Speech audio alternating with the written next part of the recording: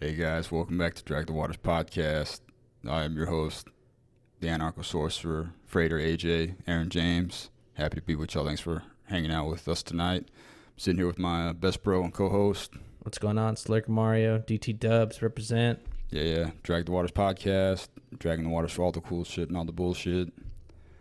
If you'd like to support us, you can throw us $5 on the locals, dragthewaters.locals.com, and we will start making you some content, or better yet, hold on to your $5 and just give us a comment down below the YouTube video and let us know what you'd like us to talk about, or what you'd like to hear our takes on, and we'll give you the good shit.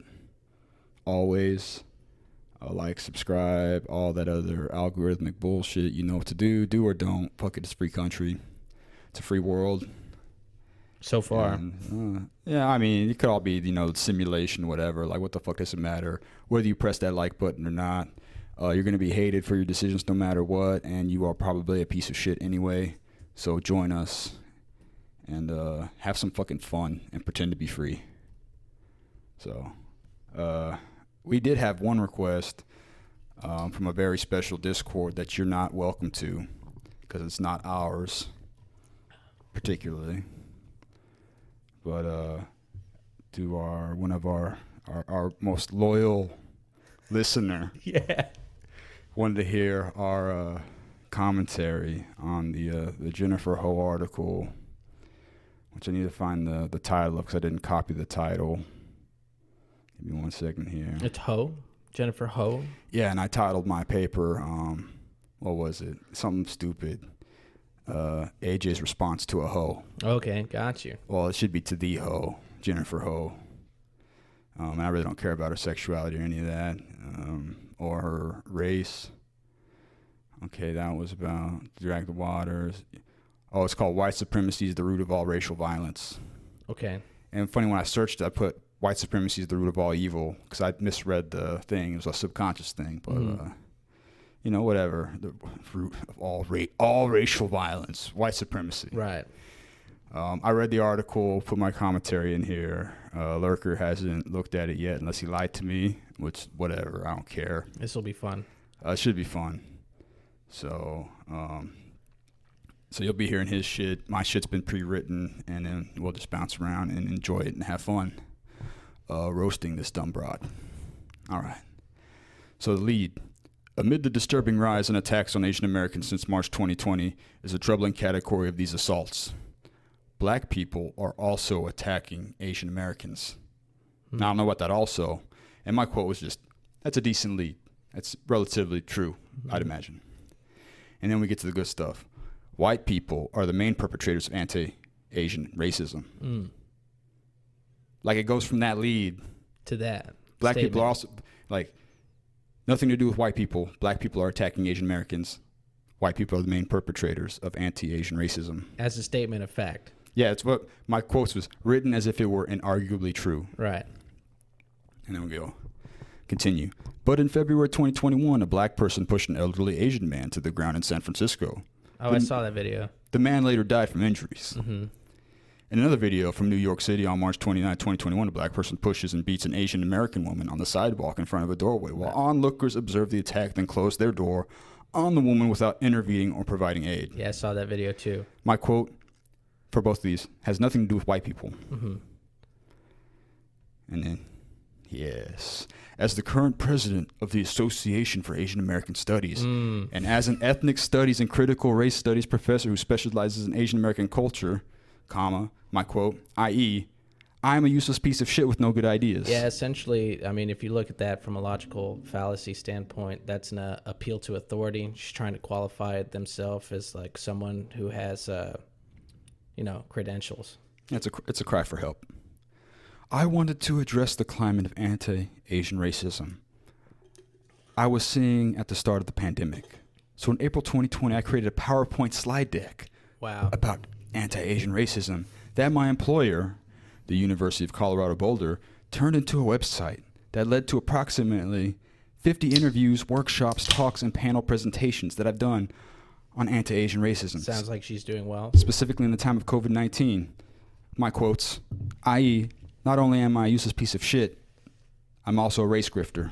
Yeah, absolutely. And if you look at race grifters historically, uh, they don't make money by sewing the ties, like bringing the forces together. They make money by like making hatred deeper, run deeper, push the narrative, so they have more excuses to make money and sell their books and charge $20,000 to come and have talks or workshops or whatever. Yeah, they're trying to create problems that they claim they might be able to solve, but Yeah. they really offer no solutions. Yeah, a good example. This happened like a couple days ago. Was it the Marxist leaders of Black Lives Matter movement just bought like $1 million homes in like the Hamptons or White something. neighborhoods. Yeah, wow.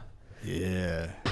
It's so funny. I got in an argument with a guy on Twitter the other day, and he was like, "Collective. There's no reason to be an individual because the collectives have all the powers." And I was like, "Wrong. Individuals have all the power. In fact, they run the collectives." And then he argued that was like a poor point to make. And I was like, if you think the people at the top of these collective movements are in it to like benefit the collective, you're fucking Gullible. yeah. You're sheep. But back to the article. The point I've made through all of those experiences is that anti-Asian racism has the same source as anti-black racism. What? White supremacy. White supremacy. That's the answer. That's so And dumb. I put, where's the evidence? No point has been made. Mm-hmm. It's just been asserted. Absolutely.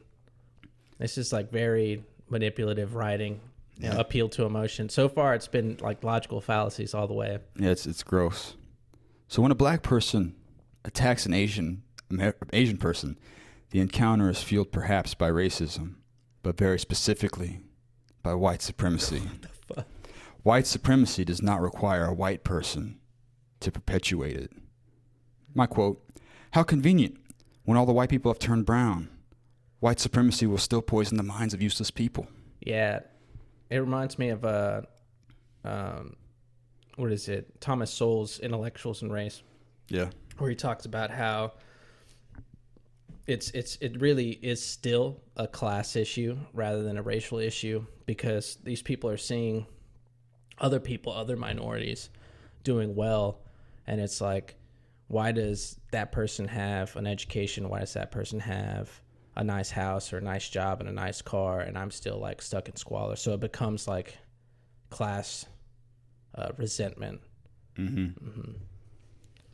And then there's a I don't think it's a headline, but there's like a heading. It's not just white people. And then it goes through, white supremacy is an ideology, a pattern of values and beliefs that are ingrained in nearly every system and institution in the U.S. Quote, me, once again written as if it were true without any evidence. Yeah. It is a belief that to be white is to be human and invested with inalienable universal rights, and that to be not white means you are less than human, a disposable object for others to abuse and misuse. I wonder what this woman thinks about dogs. Yeah. No, it's appalling. She's clearly race grifting, and then also she's like trying to have like a moral standpoint, and she appeals to people of color. So the thing is that by using the term people of color, you turn all races against the white race. Mm-hmm. But like with disregard to the fact that white people have, European cultural backgrounds, where like the Italians enslaved the Germans and the Anglos, and then the Anglos like conquered France. You know what I'm saying? Like, I've been looking into civilization podcasts, the fall of civilization, like the Romans and everything. Yeah. They were so many different tribes of white people Mhm. that I can't even keep up with them. The Lombards, the Ostrogoths, the Visigoths, there's a ton of them. It's just really, because you think of like Germans, right? Mhm. Well, there's a whole province of, well, technically all of Europeans are Germanic in a sense because of the Germanic invasion of the Germanic tribes. Right. And then there's the Gauls, the Franks, which eventually became France. Mm-hmm. But if you go back, you look on Wikipedia, go search the Franks, and you're gonna see references to like at least a half a dozen other tribes. And then if you click on their link, then it's just ridiculous. Yeah, some dude in Austin was like virtue signaling to me, saying that he wouldn't want to visit like the Eastern Europe, like Russia and the Slavic countries. And he used the Slavic countries like as his reference. And he was saying, I mean, he was LGBT, so I get that he was like, those people don't see me as a human being or whatever. But only in Chechnya, right? But it's just so funny because you know how people in America, they try and say like black people are held down by like the hundreds of years of slavery or whatever. And I just look at Eastern Europe and how they're the poorest of all the Europeans. And I was like, oh man, it must have been that thousands and thousands of years of like being slaves to the rest of the world. Yeah. To continue with the article, the next line is, the dehumanization of Asian people by U.S. society is driven by white supremacy, and not by any black person who may or may not hate Asians. And this is my biggest quote. It's like, why do these fucking idiots worship white people? Yeah. I don't get it. By this pathetic excuse for logic, black people assault and beat Asians because they think white people are human and non-whites are subhuman. But because white people are superior and Asians are inferior, according to the white supremacist ideology, and blacks have to beat Asians even though they are non-white, and according to white supremacy, less than humans.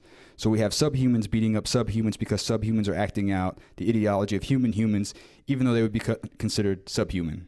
These people must really hate themselves. Yeah, I mean, it's a great insight because it shows the like the hypocrisy behind their thinking, or the fallacy behind their thinking, and how white people get to judge morality, and like because people of color are incapable of understanding morality, using their like woke leftist why would you adopt ideology. the ideology of someone who believes you're subhuman? Mm-hmm. Unless you hate yourself. Right. Like, well, it's because we've come to a point where being a victim is a virtue. Like, instead of like people feeling sorry for you, you are to be empowered. You're to be empowered for being a victim. And I mean, it's nonsense. And I mean, this is in complete disregard of the fact that like Asian countries like are very much more not just not segregationist, what I'm racially homogenous. Well, not just racially homogenous, but like if me and you tried to get a job being an English teacher in Japan or South Korea, like you'd have a better opportunity because they want like a white American to teach English but in Korea. You know what I'm saying? They might not want me because I have a southern accent. Right. They want the white person who's going to give them standard American diet. They want white bread, fucking English.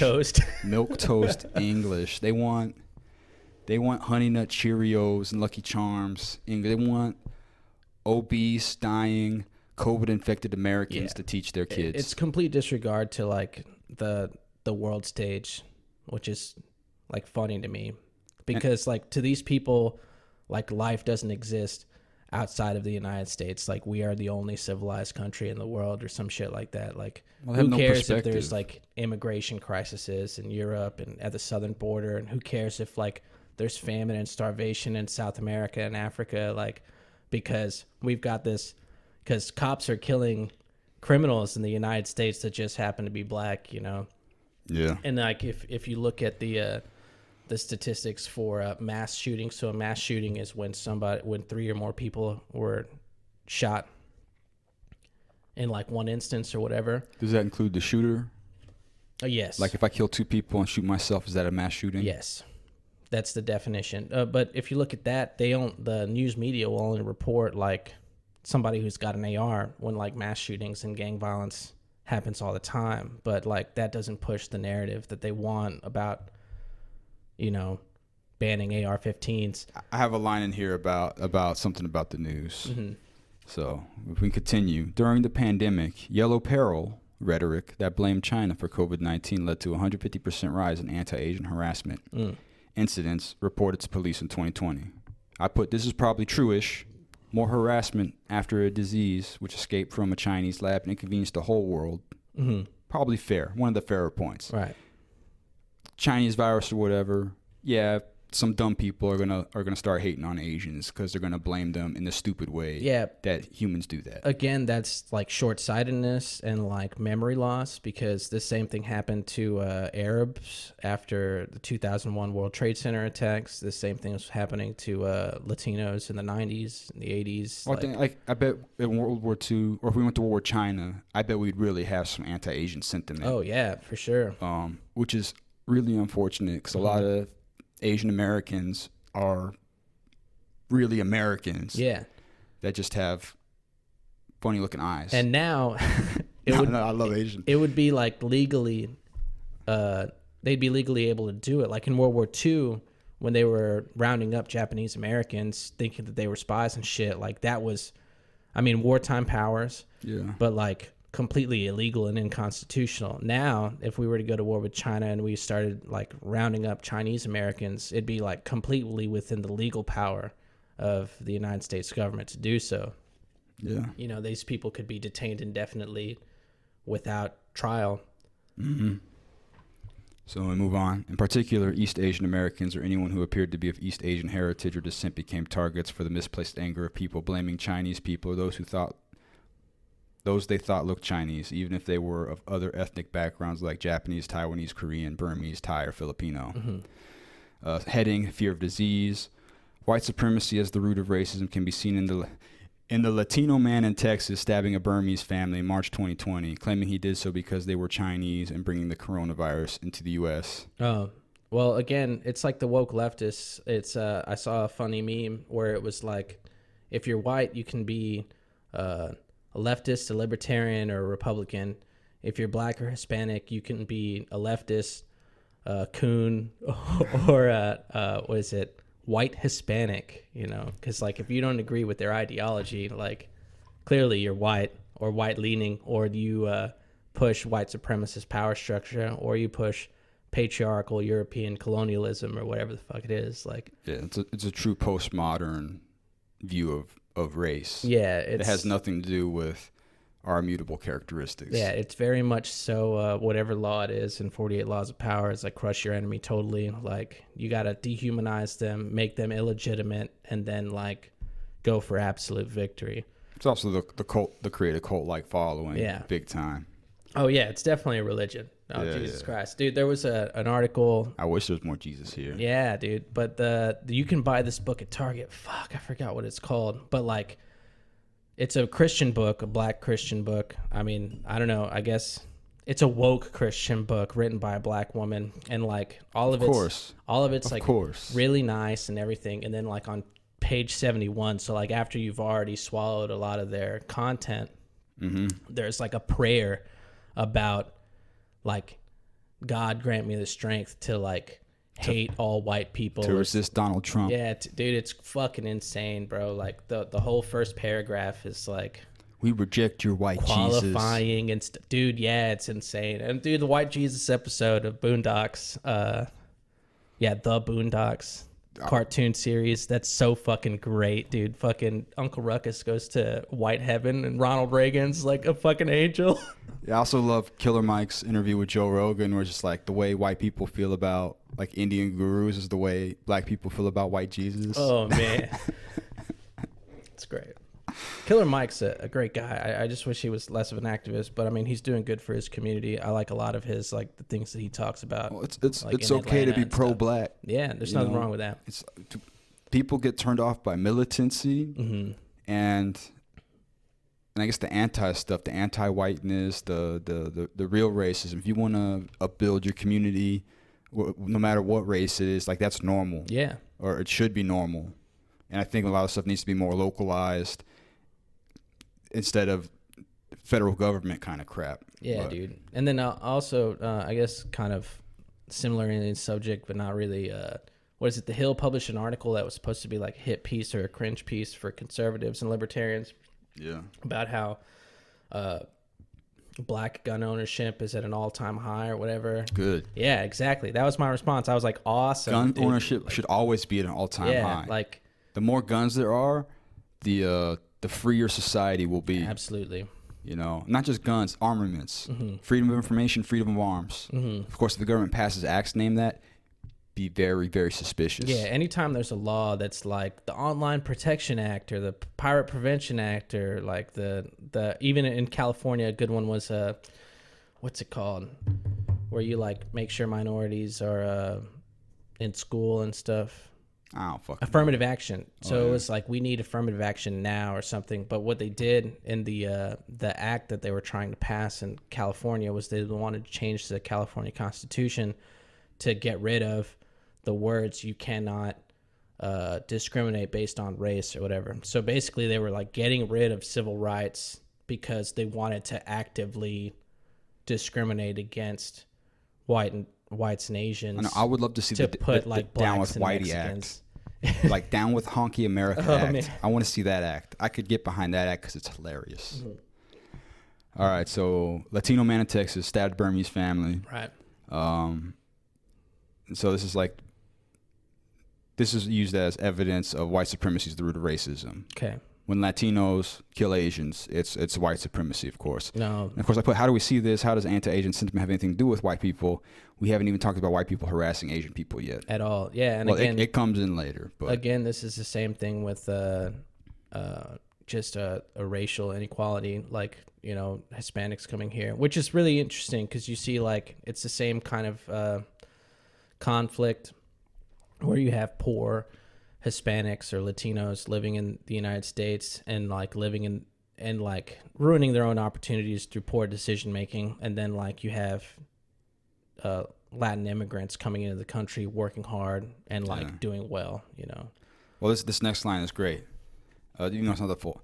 Though the suspect may have mental health problems. It's like, oh, you think? Right, qualifier. You think his belief that this family posed a threat is driven by the white supremacist ideas of Chinese people being to blame for COVID-19. So I was like, let's be clear. Blaming Chinese people for the release of COVID is stupid. Right. The people aren't to blame. When we blame the Chinese, we are talking about the Chinese state. Right. The Chinese government. The CCP. And potentially the clumsy motherfucker who actually let the virus escape because he couldn't do his job right. Right. You know, whatever the truth may be. However, hating Chinese people illogically because a virus escaped from a Chinese lab has nothing to do with white people, unless the Democrats paid the Chinese to release the virus to fuck with Trump. Then Right. maybe. And then there is still no evidence for white supremacy having anything to do with anti-Asian sentiment. Right. It's ignorance all the way so far. Yeah. And racism is typically ignorance and like not understanding or lack of knowledge. I mean, it just means if you're racist, it means you haven't spent time with the people that you hate. Yep. If you hate, you know, Muslims, it means you haven't hung out with Muslims. Yeah. You know, if you hate black people, you haven't hung out with a lot of black people. That's why Daryl Davis, who is a jazz musician, went and hung out with a bunch of KKK members, and he was able to convince, just by hanging out with these guys, convince them to give up their hoods. Yeah, it was like it was destroying their like preconceived notions of black people. Yeah. I mean, I'm not into forced integration because I'm a voluntarist. If you want there to be less racism, you need to go hang out with the people. You need to hang out with the people you think are racist. It's also empirically proven that forced integration was bad for minorities, insofar as performing well in schools and stuff. Yeah, I'm pretty sure the study was mainly based on academics, because then you had instead of it being a class war, this is Intellectuals and Race again, Thomas Sowell. Yeah. He talks about how poor whites in the UK, so he compares poor whites in the UK to blacks and whites in the United States, and he says poor whites in the UK, like let's say you live in the hood or whatever, or live in the ghetto in the United Kingdom, and then you start like doing exceptionally well in school, these people that aren't doing well in school, that are in the same economic group as you are, will start to like bully you and like punish you for like trying to get out of your system, like instead of just like falling in line. And they think that it's like, oh, you're better than us or whatever, like you're trying to get out, like you're nothing, you're the fucking loser, we're gonna kick your ass. And so the same thing would happen in America, except because of the the racial differences. So you'd have like poor black people that are like doing good in academia, and then they're hanging out with white people that are doing good in academia. And this is also proven that someone who's like has a 4.0 in high school that's black probably has half as many white friends, or I mean half as many black friends as somebody grew up in the ghetto that's doing poorly in school. And so the same thing will happen where they'll be discouraged by their peers for like trying to get out and then hanging out with white people instead of just doing well in school. So it's like an added disincentive just because we have a more diverse population. So when you're at a more homogenous school, there's no excuse like, oh, you're trying to act like a white person. Yeah, so, or that's less of a thing because you're in a school. All black school. All black school. There's a pre-integration. There's a school where like the first black congresswoman, the first black general, the first black astronaut, the first black, like all these things were doing well at a school in Washington, D.C. that was an all-black school. Mm-hmm. And there was less conflict amongst poors and affluent African Americans in that school because there was no integration. They didn't see like they were being race traitors. Yeah, there's less racial strife. Yeah. Right on. Okay. All right, to continue with the article. The same rhetoric of blaming anyone perceived to be Chinese for COVID-19 and attacking them has been found in countless reports of harassment, including one by a Vietnamese American woman who was spat at by a white man as she tried to enter a grocery store in March 2021. The first mention in this article of white people harassing Asians. 4 days later, video footage showed a 76-year-old Chinese woman who was punched in the face by a 39-year-old white man on the same day that a white man killed 8 people, including 6 Asian women in Atlanta. Is it the same white dude that he punched that person and then killed a bunch of people? No. It's two different instances that they're trying to like put in together. I think they just shoehorned in the Atlanta shooting. I think this is the guy that went and shot up the massage parlor. Oh, okay. And I've heard all kinds of like, I don't. That dude was a leftist. Yeah, I haven't looked into it. I've heard stuff tangentially, like he was a Christian or something and couldn't deal with his immoral sins or whatever. I've also heard that it was a Syrian dude, or that might have been a different violent attack. I don't know. Right. But yeah, this is just shoehorning that in there. Let's see here. If we continue, stories of individual harassment and violence perpetrated against Asian Americans by white assailants don't always get the same attention as the viral videos of black aggression towards Asians. My quote here was, "The news does love black people, especially when they're committing acts of violence or getting off by whites." Right. No, that's a good statement. Well, because it's all about the news and the media. Yeah, like, the news drives the narrative. The news, what is it? The corporate media. Yeah. Michael Malice says you shouldn't talk about the corporate media as the mainstream media, because by calling them the mainstream media, you're empowering them as the mainstream narrative. Perpetuating them. Yeah. All right. Well, we can call them legacy media or whatever, but it's all. I mean, unfortunately, the whole news or media system, the way it's driven, it's like politics. It really brings out the worst in humans, because they're just trying to sell the hottest. They have to sell the hottest story. Yeah. To get the highest ratings, to sell advertising at a premium dollar. Yeah, especially in the new like Facebook, Google market, and how and you see them even now that Trump's out of office, they're like massive layoffs. Companies are buying smaller companies that are like collapsing, like Vox and Vice and stuff like that are being bought by bigger companies. And if what this article says is true, all it tells me about the media is that stories about white people harassing Asian people doesn't sell as well as black people committing violence against Asians. Right. And then that's a story. And it's also like a double victimhood thing. Well, yeah, the media keeps like is to portray black people as thugs or whatever. Still, like, well, not just that, but like, disenfranchised people being desperate and like attacking other people or whatever. I mean, it's just the perfect story for all the narratives that the left wants to push. Yeah, and then, it adds more what's it called? Hashtags. You get more hashtags, you get more I mean, reach. and whites harassing Asians is like, we don't need the news to tell us this. We already know this, that white supremacists are all evil. Yeah. So, all right, to continue with the article. But underlining all these incidents is white supremacy. Just as white supremacy is responsible for Minneapolis police officer Derek Chauvin kneeling on George Floyd's neck for over 8 minutes, white supremacy made Floyd into a black male threat rather than a human being. My quote, nah. Being 6'8", 300 pounds, there's your threat. Mm-hmm. And also drugs. Right. So, yeah, and he was actively resisting arrest. I don't know much about the trial that's going on, but I understand that, like, even the defense called people to the stand that, like, discounted their narrative. They were like, oh, yeah, he was actually allowed to use more force in this particular situation. It's like, oh, yeah, he was trained to do that. And I mean, if I had 60 more pounds and I was being all drugged out, wigged out, there'd probably be an officer kneel on my neck too. Yeah, absolutely. So like, cause like I'm a big dude. Big dudes are scary. Just how it is. You can put me around someone who's 6'8". I'm 6'4".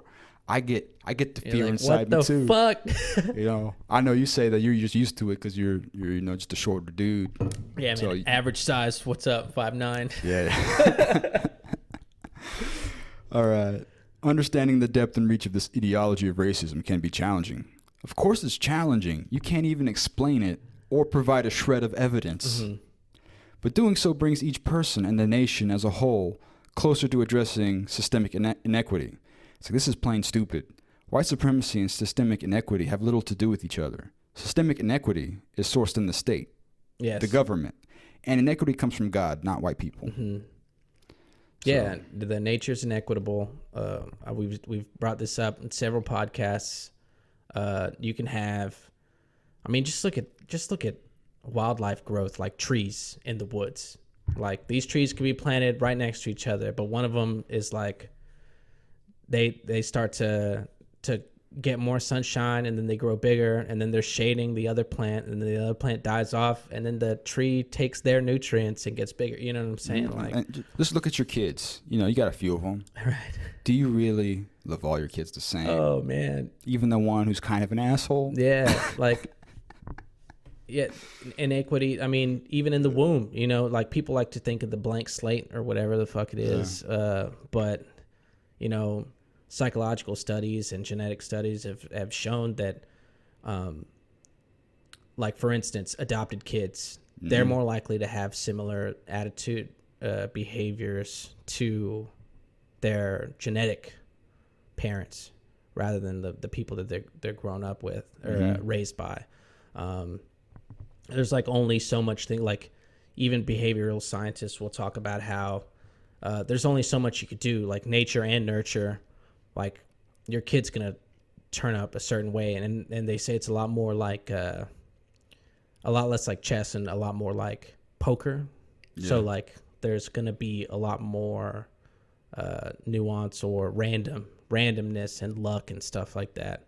Like how they interact with people, because other people will talk about how we're computers, like our brain are supercomputers, and we're AI, and we're, like, solving problems socially and stuff. So, like, we figure out what works for us, and, like, how we wield power over other people, or how we defer to other people, or how we need to behave in a group of people and stuff like that. And so people are going to learn, like, over time and develop who they are based on all of the factors, not just, like, nature versus nurture or whatever. Right. And then for the final line of the article, it's not black people whom Asian Americans need to fear.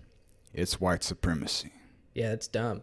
That's, like, not even again, another matter-of-fact statement. And then it's just driving the wedge, like, pushing the thing, like, hate white people or whatever. Like, I don't know. That doesn't make any sense to me, especially since you look at Eastern Asians and some Southern Asians, like Indians, doing so well. Like, it's so funny when people talk about how white people have the majority and they have the majority privilege in the United States, and it's like literally per capita, Indian Americans and Chinese Americans and Japanese Americans do so much better than white Americans in the United States, like financially, educationally.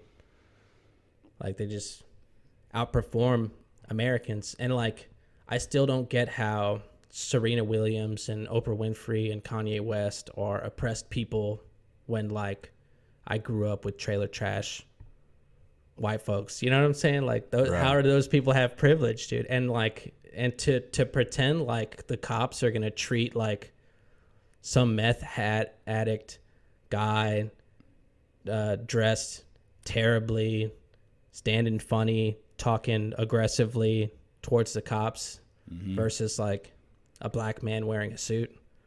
Like that's like the internet. The thing about Twitter and Facebook is that a lot of times these sensationalized posts that go viral, it's like somebody creates a caricature of something that happens and then bitches about this fake caricature. Yeah. Versus like, or they use what's that shit called? Anecdotal evidence over empirical evidence. Right. So to close off the article, it's my last comment about it's not black people whom Asian Americans interfere, it's white supremacy. I put, white supremacy. All 6'8", 300 pounds of it beating your face in. Oh God. Terrifying. That is terrifying. Yeah. So that was fun. Yeah, that was a cool article. Yeah. It seemed really short. If we get canceled, it starts here. It starts today Yeah. because of my poor comments. Oh. And Imperial. Right. Oh, dude. It's all good. I figured we were never going to get monetized on YouTube. That's why every one of you has got to join the dragthewaters.locals.com. Or don't. Just give us a comment. Yeah. Please, just give anything. Comment. No, I'm not begging. Fuck you. You don't need your comments. Yeah, dude. You know. But definitely, if you want to participate, please join us. I'm down to talk. I know I've got to do a little bit of research in the Western theater for the Civil War. We got to talk about that. Now the Civil War? Yeah. What about? Well, somebody asked about the Western theater west of the Mississippi. Oh, yeah. I read that. Yeah. I just got to look more into it. Like, when I look at the Civil War, you know, some people would say that my perception of the reality is impaired, or if you're examining history, you're not examining reality. You're examining a story. right. All right? This is what I like about postmodernism. Oh, my God. Right-wing anarchist likes... Yeah, like 1619 Can't Project. appreciate postmodernism. Yeah. I actually need to share something to the disco. A talk by Nick Gillespie about postmodernism. It's good. He says the main thing. Well, he quoted one of the postmodernists. He says the main thing about postmodernism is that it's a critique of the meta narrative, the main meta narrative. So when we're questioning, you know, the leftist view of the world, that's what we're doing. So it's along those lines. A lot of the IDW people, they just look at like the worst parts of postmodernism and obviously like critical race theory, and they like lump it all together, and they don't give it its due diligence. They haven't, because a lot of them, they use some of these postmodern, like what we call like a postmodern technique, but they don't give it its credit. In what way? Oh man, I'm not on it, bro. I'm gonna share the video, but Okay. it's like it's just a skepticism, like applying. It's a skepticism to science. It's a skepticism to like history, because you know history is written from a subjective point of view. Right. So like, there's chances that you're not getting the truth, essentially. You know. Yeah, but I mean, you can deduct how things would play out based on human nature. I mean, you can create models, and what these guys say is that when we start getting into like the humanities, you can't apply the scientific methods and stuff to the humanities, because the humanities are much more complex than material sciences, because it's cut and dry. You know, you mix these two chemicals together, the way the electromagnetism works and the reaction, like you can watch and observe that and come to a conclusion. Okay. Talking about like, let's create a model for how the communist utopia and how that's going to work. Which would never work. It wouldn't work, but like the only time communism or socialism has a chance is when everything can be automated all across the globe. Well, I was going to say if it can work, but it can only work on like a small scale of a small community. Well, if you look at the super rich in the United States, they're already living the socialist dream. You know, you look at look at celebrities in particular. They have all the material wealth, right? They've got more money than they could ever spend. Mm-hmm. And then whether they're a man or a woman, and they're going to these Grammy events or these social events or whatever, like they're getting $20,000 dresses to wear for free. They're getting free booze when they go to the club because it's beneficial for the club, for this person to be there and to like promote the fact that they were there and that they were intrinsic balling. Value. Yeah, exactly. So like all these people at the top are already living the socialist utopia, and so they're like, oh yeah, we could do this for everyone, like through virtue, but that's with disregard to the what's it called, like the trade-offs for like making those kinds of commitments for the entirety of the population. Yeah. Well, yeah. I mean, you're right. No, I wouldn't call it socialism, the aristocratic life, because socialism implies social ownership of means of production and stuff like that. Mm-hmm. But to the original point is that when constructing models and trying to like scientifically create the perfect model for humanity, like in any way, mm-hmm. it's impossible. It's more of it's a narrative driven. Yeah. Talk about the humanities. Because people are like that. Imperfect. Looking at literature, he calls it's more archaeological than it is like a physicist or you brush off the remains, you look at it, and then you have to tell a story about what happened and do your best to reconstruct a model. Okay. And you will never know if your model is accurate or not. Mm-hmm. So whenever you're studying this stuff, you need to take it all with a big grain of salt. Right. And and then look to the harder sciences. And I personally love the evolutionary stuff. Absolutely. But even still, that it's going to be mostly narrative driven because we're creating narratives based off of very small like fragments of civilization and human genetics. When I think of history, I look at it through. It's similar to evolution in the sense that like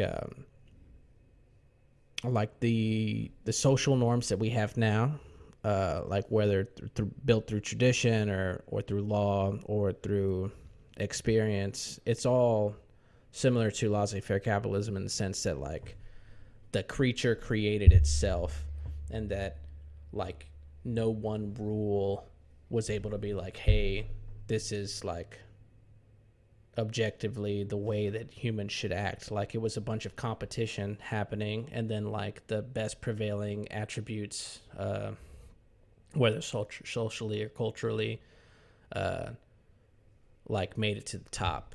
I think we talked about this again in our previous podcast. And obviously, the winner of the civilization evolution is white supremacy. No, I mean clearly not, since Asia's like on the rise right now. It's the CCP. They're going to destroy everything. Oh yeah, I mean what's it called? Why would you want to rule the world? It's the so surveillance stupid. state is already here.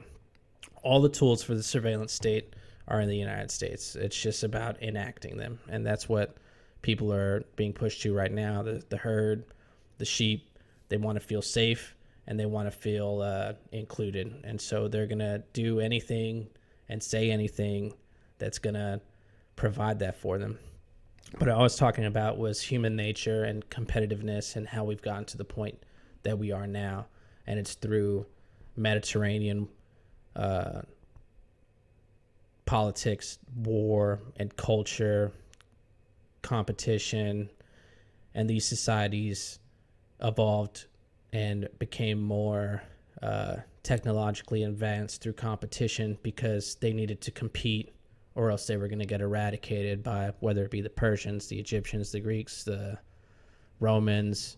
Well, and these civilizations and dynasties change. Like they kind of shrink and expand and reach an equilibrium. But yeah. Mostly it's military might and economics. Well, I'm looking forward to the day where we can evolve to where there is such a proliferation of military force that it's disincentivized. we're already there. That's the whole Cold War. The whole Cold War was to be like, we've got so much nuclear armaments, and it's going to be so costly. Well, I'm talking about in a global capacity. Because, like, I mean, we're cool, but the people in Yemen are getting fucked right now, from what I've heard. Right. So, like, and then I guess the only time people would. But how is that any different from like a bull moose or like a bull hippo, like dominating the harem? Well, I'm not saying like it's unnatural. I'm just saying that it sucks because it's unnecessary. So you want equity? I don't want equity. I just want economic competition to replace military coercion. Well, we already have economic competition. The problem is the Keynesians took advantage, and the Keynesians' core root. The Yemenis don't fucking care about Keynesians. They're getting drone bombed right now. All right? They can't even play in the game that we have. Because the Keynesians, dude, I'm telling you. Maybe. Because like the problem, the argument against laissez-faire is that we would have more depressions or economic downturns more often. But the argument for laissez-faire would be that since we would have more economic downturns and more depressions, the companies that like got too big and blew up and fucked up, like they would fail and they would be like succeeded by. You know why depressions are a companies. problem? Because depressions are opportunities for the little people to buy in and make a lot of money and become Right. a threat to the financial dynasties. And that's why the Keynesians of those people who rule wanted that socialistic, communistic, centralized power, so that like, oh well, if we're gonna fail, we could just bail ourselves out and stay on top. Like that's the whole thing. I hope they all choke on ladyboy jizz. Yeah, it's very much similar to the argument that I brought up when I was reading The Road to Serfdom. Is you have all these people that want centralized power so that they can make decisions efficiently to maintain their rule. Exactly. It's not just people think that these efficient decisions are for the benefit of the collective, and it's not. Yeah. They're going to say it is, but it's not, because once the system is so big, a single person can't make decisions for the whole system because there's too many variables. Because of diversity. Yeah. If there was less True diversity, diversity, we wouldn't need this. But people want different stuff. Mm-hmm. So like, it's easy to be a communist in your family because it's really easy to figure out how much food you need to feed your family every Right. week. Mm-hmm. You know, if you extend that to your town, and then your mayor's like, how much food do I need to have my farmers grow or to import? They're going to select, they're not only going to tell how much food, they're going to select which foods. Yeah. So they're going to bring in a bunch of grain, and then they'll be like, well, I got celiacs. Right. And now they're like, and then they either got to choose to import food for the celiacs, Right. or they'd be like, well, I guess the celiac people are going to die for the benefit of the collective. Right. And then you all know? these people that want to be communists, all of a sudden they're not going to get their avocado toast because the state's going to... Avocado's expensive. Yeah, the state's going to decide what kind of fucking food you get. It's like, and do you're you going to be want eating the same shit. or do you want everyone's- guns? Yeah. Yeah, it's People don't get it, bro. Like there's even there's so much Russian literature about how the communist what's it called? There's a specific word for it. Centralized production, I think. yeah. Production control. Command economy. Yeah, command economy, dude. There's Yeah. like all of the people in communist Russia that thought it was going to work wrote books and books and books about how poor it works, dude. And how during the Cold War, Russia had potentially, like on paper, greater production power than the United States of America, but they were inefficient because of the command. Yeah, because you end up with unnecessary Red tape. surpluses and starvation. Yeah, and a bunch of red tape because, like, I'm not going to paint all these things red when the commander wants me to paint them green, but we only have red paint, so we can't ship it out until we get green paint. And the manufacturer that's producing green paint is producing less green paint because they're being told that they have to sell the paint at a certain amount of money, but if they make too much of it, it's gonna cost too much or too little. Dude, like It's gonna fill the warehouse. it's all about fucking what's it called? Price ceilings and price floors, and you run into a bunch of it because there's too many variables in an economy for centralized control. And people don't get that, dude. Like, if we were living in the socialist America, right, and the people had the means of production, what the fuck does the United States produce, man? Like, all of our manufacturing is...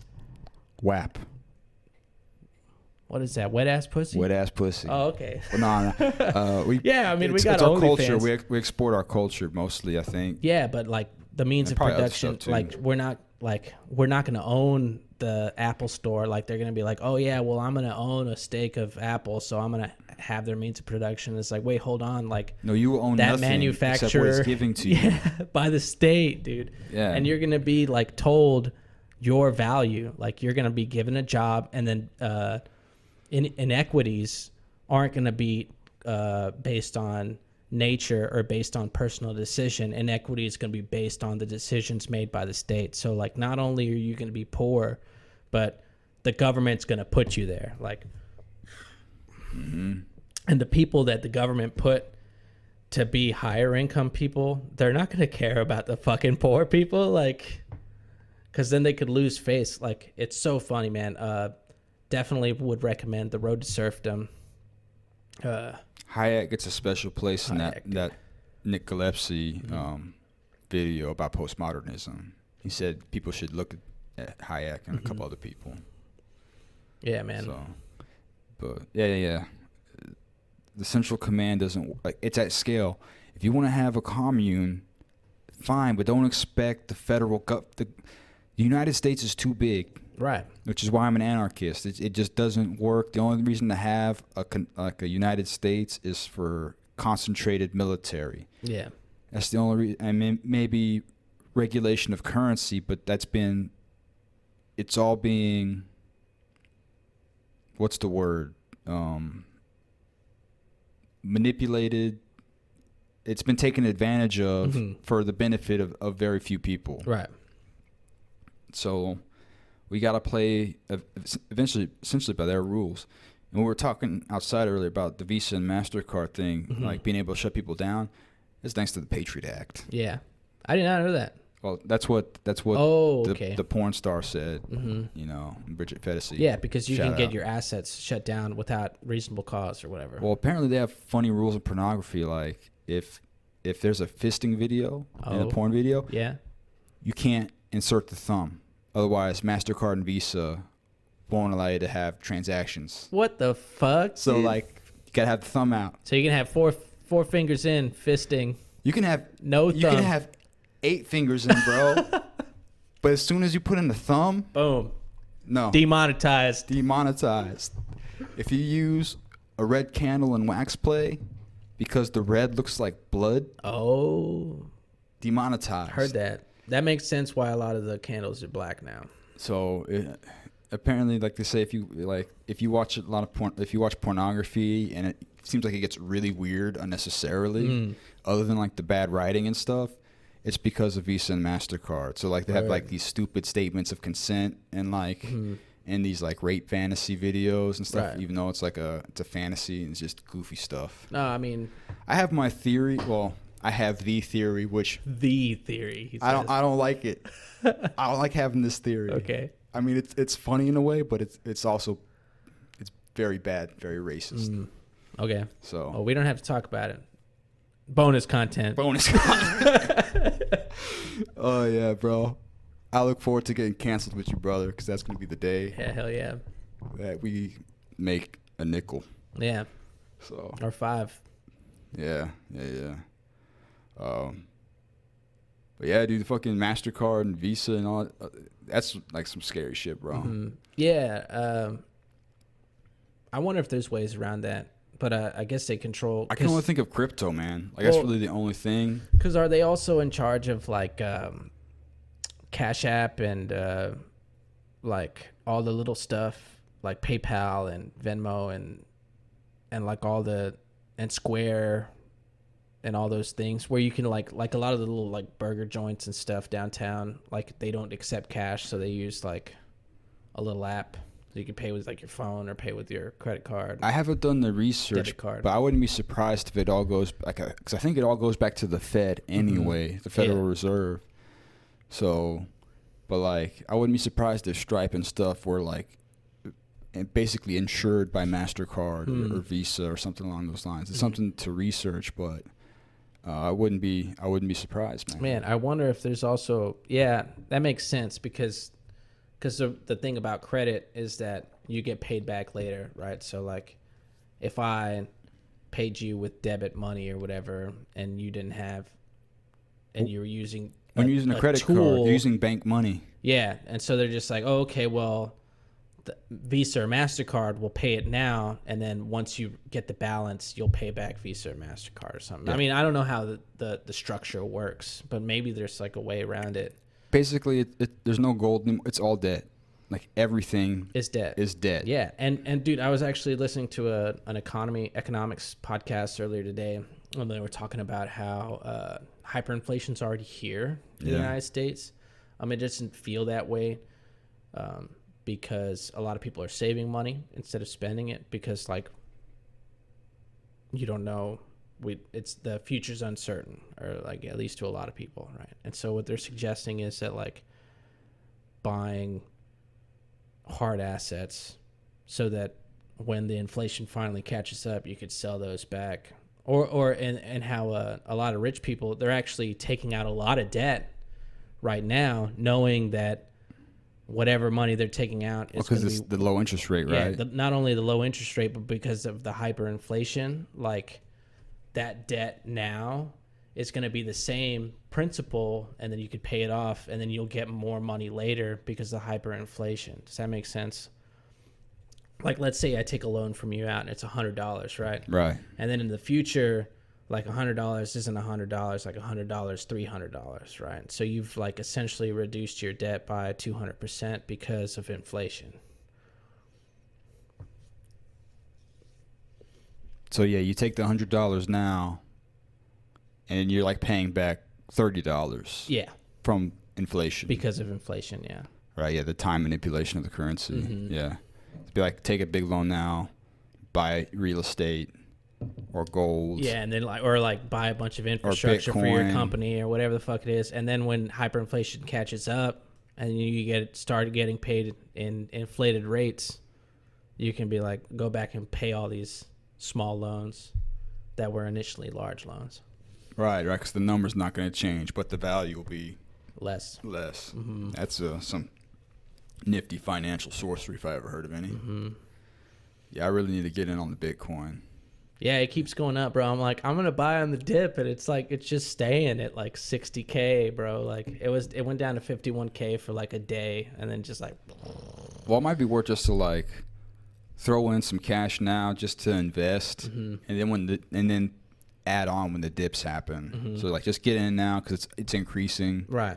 So you're gonna make some money, and on the dip, bam, more. Yeah. So whether you just drop $500 or $100 today just to see something grow, and then on those dips, like throw down another 100, another 500, or whatever, you know. Yeah. But if we could figure out crypto, man, because I mean the Bitcoin's almost mined out to the original 21,000 artificial cap. Yeah, I think they say it ends in 2026. Oh, really? Yeah. Well, that's right, because it takes much longer to mine, the less there is. Yeah, and they there was a good breakdown of it on the Lex Friedman podcast. He talks about how like every 3 years or every 4 years, the amount of Bitcoin that can be mined is reduced in half. So like, let's say right now there's like 20 Bitcoins every hour or every minute that's like released. Yeah. And then in 4 years it'll be 10 Bitcoin every hour that's released, and then 3 years later, 4 years later, it'll be 5 Bitcoins that's released, and then all the way down to zero. The only problem I know about crypto is that it's super energy intensive. Yeah, that's why a lot of people are mining crypto in what the fuck is it? Iceland or Greenland? Yeah, because they have the cheapest electricity on the planet because of geothermal. They have like one of the largest geothermal concentrations in the world. So like their electricity is renewable and green, and it's will be there as long as the earth is warm. Right on, man. Well, it's a good point. Is anything you wanna close this out, brother? Oh yeah, man. That